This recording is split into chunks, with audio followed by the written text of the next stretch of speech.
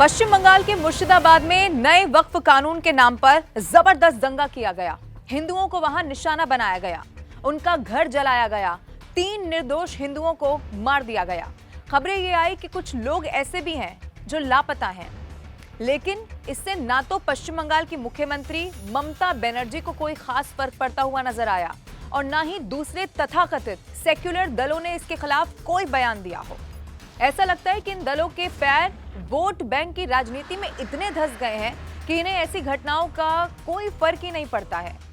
तथाकथित सेक्युलर दलों की इसी चुप्पी पर आईना दिखाया है उत्तर प्रदेश के मुख्यमंत्री योगी आदित्यनाथ ने।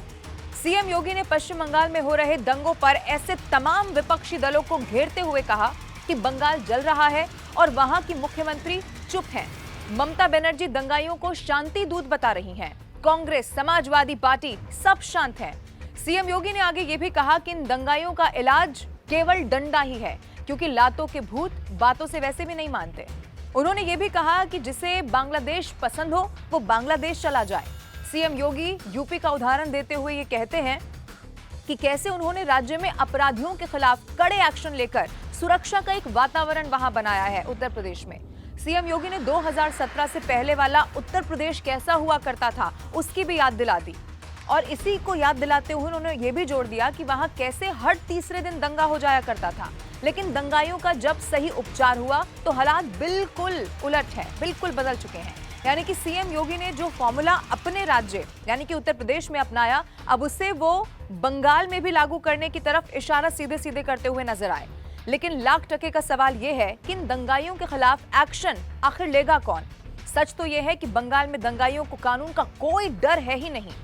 लोगों को तो आप छोड़ दीजिए, सरेआम पुलिस वालों पर हमला किया जा रहा है। वहां अपराधियों के हौसले इतने बुलंद हैं और पुलिस वाले अपनी जान बचाते हुए आपको इधर उधर फिरते हुए नजर आएंगे।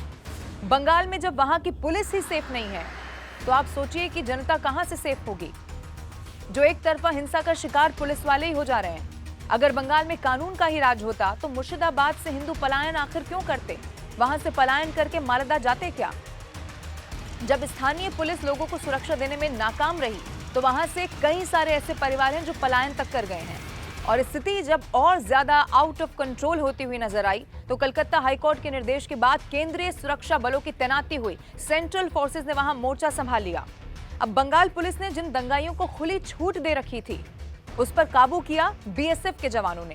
केंद्र की एजेंसियों ने भी गृह मंत्रालय को रिपोर्ट सौंप दी है, जिसमें यह बताया गया कि बंगाल में जो हिंसा हुई वो अवैध बांग्लादेशियों का एक बड़ा रोल इसमें है और इन्हें पनाह मिली है वहां के स्थानीय प्रशासन से ही।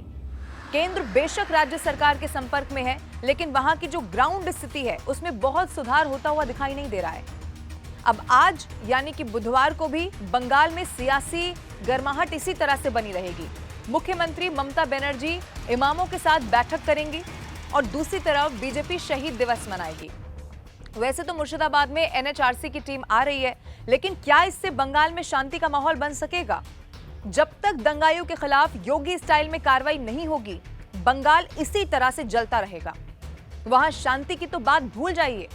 सबसे दुखद यह है कि इससे उन राजनीतिक दलों के ऊपर कोई फर्क नहीं पड़ेगा जिनके लिए दंगा से भी ये जो दंगे होते हैं उससे वोट बैंक उनका और ज्यादा हर दंगे के साथ मजबूत हो जाता है।